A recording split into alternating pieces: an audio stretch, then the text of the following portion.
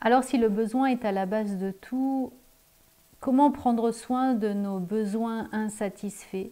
Et surtout, comment en passer à l'étape suivante, c'est-à-dire une fois le besoin reconnu, de pouvoir faire notre demande pour que celui-ci puisse être satisfait. Bonjour à tous, je suis Véronique Chaput, sophrologue praticienne en hypnose, thérapie brève et énergétique.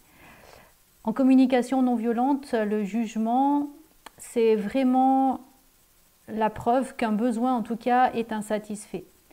Si par exemple, je dis « tu es égoïste », le besoin qui est présent, c'est qu'on prenne soin de moi, qu'on me soutienne, qu'on me comprenne.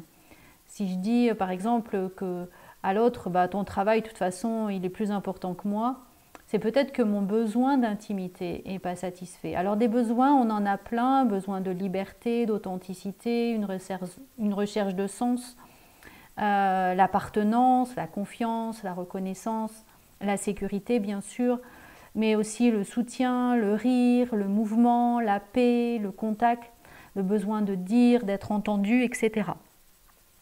Alors comment passer de l'esclavagisme, c'est-à-dire de penser qu'on est responsable des autres, on est responsable du bonheur des autres, donc du coup l'autre va être responsable de mon bonheur et on n'en finit pas de tourner en rond.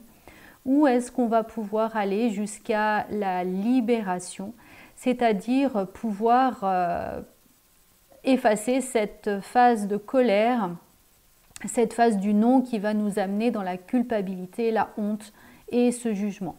Et cette libération de pouvoir s'exprimer va pouvoir se mettre en place.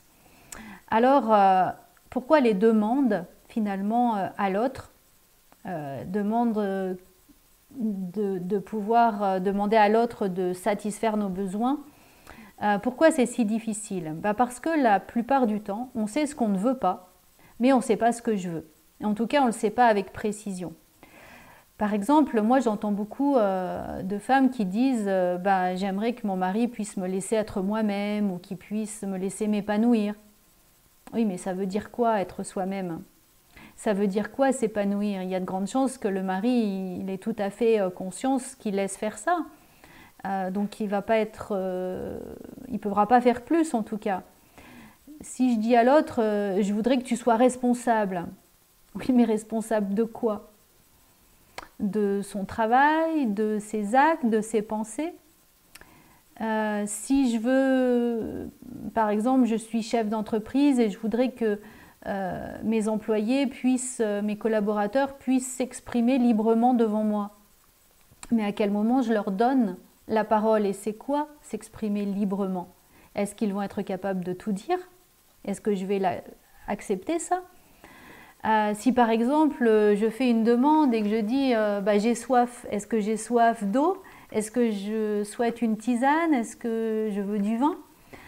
Donc vraiment c'est très important de savoir ce que l'on veut de façon à pouvoir le demander clairement. Et puis faites bien attention à ce que vous demandez aussi parce que l'univers pourrait vous le donner. En tout cas, dans cette demande, quelquefois, c'est plus vraiment une demande, même si on met un point d'interrogation à la fin. Quelquefois, c'est une exigence. Alors l'idée de la demande, c'est que l'autre peut répondre par oui ou par non. Est-ce que tu veux bien mettre la table, s'il te plaît? L'autre va pouvoir dire oui ou non. Si par exemple, vous voyez que l'autre se met en colère, c'est sûrement qu'il a entendu une exigence de votre part.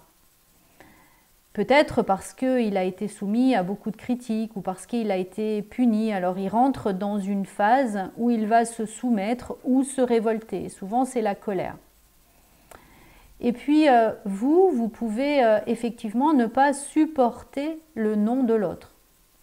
Et dans ces cas-là, si vous ne supportez pas le non de l'autre, c'est que vous avez fait une exigence et non pas une demande, puisque la demande c'est oui ou c'est non.